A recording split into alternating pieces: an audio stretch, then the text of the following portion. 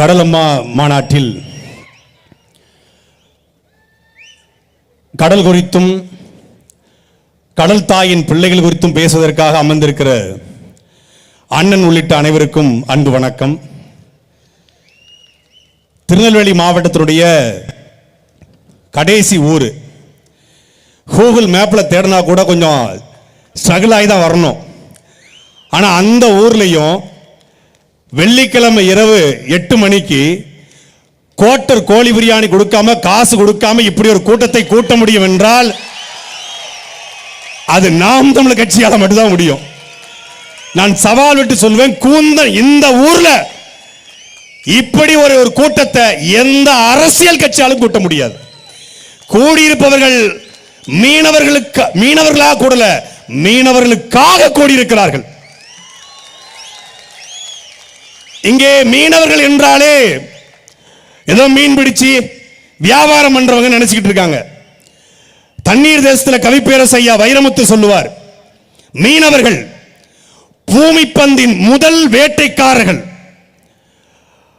காற்றை கிழித்து கடல் பரப்பியவர்கள், பூமத்தியரையின் மையக்கோடு வரை சென்றவர்கள், ஆனால் வறுமை கோட்டுக்கு கீழே வாழ்பவர்கள்.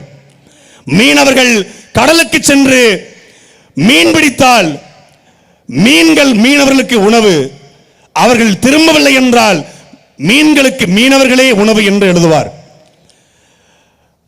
இன்றைக்கும் மீனவருடைய வாழ்வு அப்படித்தான் இருக்கிறது. மாறி மாறி ஆண்ட இந்த கட்சிகள் நாங்கள் அதிகாரத்துக்கு வந்தால், ஆட்சிக்கு வந்தால் மீனவர்களுடைய வாழ்க்கையை மேம்படுத்துவோம் என்று ஒவ்வொரு தேர்தலிலும் அறிக்கை வரும். இந்த தேர்தலையும் திமுகவுடைய அறிக்கை வந்தது. மீனவர்களுக்கு என்று தனி தொகுதி ஒதுக்கப்படும், மீனவர்களுக்கு என்று பொது தொகுதி ஒதுக்கப்படும், மீனவருக்கு என்று தனி வாரியம் ஒதுக்கப்படும், மீனவர்களுக்கு என்று மீனவரை சார்ந்தவரையே அமைச்சரா ஆக்குவோம் ஒவ்வொரு முறையும் சொல்றான். ஆனா மீனவருடைய வாழ்க்கை தேய்ந்து கொண்டே இருக்கிறது. ஒரு காலத்துல கடல்ல போய் மீன் பிடிச்சு வரணும் அப்படின்னா ஒரு படகு இருந்தா போதும், ஒரு 2 மீனவர் கடல்ல போய் மீன் பிடிச்சு வந்துருவாங்க. ஆனா இன்னைக்கு ஒரு சாதாரண ஒரு படகுல மீன் பிடிக்க போனோம்னா குறைந்தபட்சம் 600 லிட்டர் டீசல் தேவை. 8 பேர் இருக்கணும். ஒரு குறைந்தபட்சம் 1 லட்சம் ரூபாய் செலவு செய்யாம கடலுக்குள்ள போயிட்டு திரும்ப முடியாது. 1 லட்சம் ரூபாய் செலவு செய்கிற அந்த மீனவன் 1 லட்சம் ரூபாய்க்கு சம்பாதிக்க முடியுமா என்றால் இல்ல. அதுக்கு 1000 சட்டங்கள், 1000 தடைகள். காரணம் என்ன?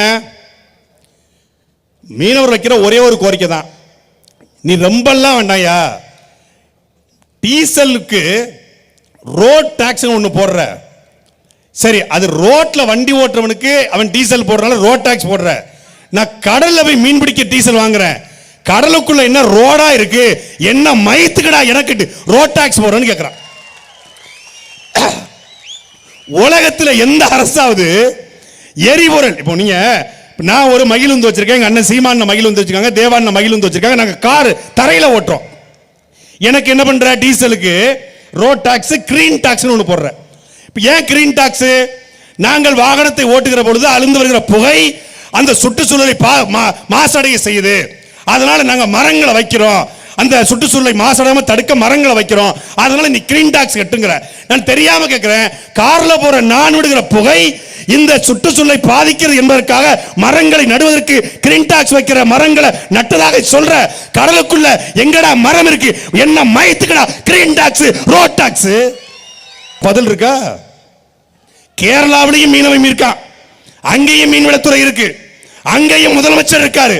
கன்னியாகுமரியில ஒரு கப்பல் கவுந்துருதுங்க, கேரள மீனவனும் பாதிக்கப்படுறான், தமிழ்நாட்டு மீனவனும் பாதிக்கப்படுறான். பாதிக்கப்பட்ட கேரள மீனவனுக்கு மத்திய அரசிட்ட கேரள மாநில அரசு பேசி அவனுக்கான இழப்பீட வாங்கி கொடுக்குது. இந்த அரசு இருக்கு பாருங்க, உங்க அப்பா அரசு, திருகாணி அரசு, கேட்டா மாநில எங்களுக்கு மத்திய அரசு நாங்க பரிந்துரை பண்ணிருக்கோம், கடிதம் எழுதிருக்கோம். அவரு அங்க பேசி வாங்க முடியுது, இங்க ஏன் பேசி வாங்க முடியல? ஏன்னா அந்த கேரளாவை நல்ல மானமுள்ள மலையாளிக்கு, மலையாள தகப்பனுக்கு பிறந்த மலையாளி ஆண்டு கொண்டிருக்கிறார். இங்க அது இல்ல, அதான் பிரச்சனை. பிரச்சனை என்ன? ஒவ்வொரு முறையும் வாக்குறுதி, வாயில நல்ல இனிக்கிற மாதிரி வாக்குறுதி. ஆனால் அந்த வாக்குறுதிகள் நிறைவேற்றப்படுதா? இல்ல. எத்தனை மீனவர்கள் சட்டமன்றத்துக்கு போனாங்க, மீனவர் தொகுதியில் வென்று அவர்களுடைய குரல் சட்டமன்றத்தில் ஒலித்திருக்கிறதா? இல்லை. அவர்களுக்கு ஒலிக்க வேண்டும் என்றால் மீனவ சமூகத்தில் பிறந்து மீன்பிடி பிடிக்கக்கூடிய மக்களுடைய வழியை உணர்ந்து ஒரு மீனவனுடைய கஷ்டம் என்ன என்று பேசக்கூடிய ஒரு அந்த துறை ரீதியாக இருந்தால் நடவடிக்கை எடுக்கப்படும். இங்க அது இல்லை, அதுவும் போச்சு. அப்ப என்ன வாய்ப்பு இருக்கு? ஒரே ஒரு வாய்ப்பு தான் இருக்கு. நம்ம பிரச்சனை அவன் காதுல கேட்கலனா அவன் காதுல சங்க வச்சு ஊதக்கூடிய ஒருத்தனை நாம் தேர்ந்தெடுக்கணும். பினராயி விஜயன் பேசுவது மோடி காதுல கேக்குது, ஆனா புள்ளக்காபைய பேசுவது மோடி காதுல கேட்கல. அப்ப சங்கெடுத்து சாட்டை எடுத்து அடிக்கக்கூடிய செந்தவரன் சீமான் போன்றவர்கள் இந்த இடத்துல இருந்தால் கேட்கும். நீங்க சொல்ல தேவையில்லை, அவரே செய்வார். ஒட்டுமொத்த கடல் இன்னைக்கு அரபிக்கடலாக, வங்காள விரிகுடாவாக, இந்திய பெருங்கடலாக இது இருக்கு.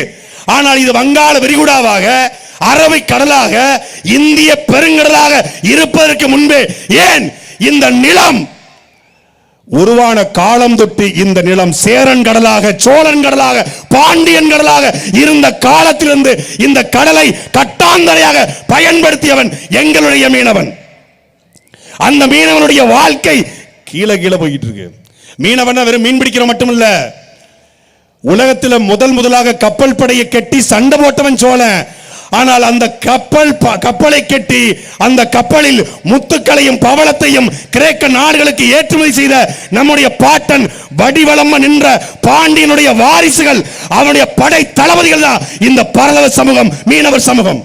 அவன் சாதாரண ஒரு மீன் பிடிக்கிற ஒரு மீனவன், அது படகுல போய் மீன் விற்பான், கருவாடு விற்பான், அப்படிலாம் இல்லை. அவன் ஒரு போர் வீரன். கடல் கடந்து சோழம் போயிருக்கிறான், கடல் கடந்து சேரம் போயிருக்கான், கடல் கடந்து பாண்டியம் போயிருக்கான்னா கடலை எப்படி கடந்திருப்பான்? அவனா துடு போட்டிருப்பான், அவனா பாய்மரத்தை பாய்ச்சிருப்பான். மீனவர்கள் அங்கே கடலை கடக்க உதவினார்கள்.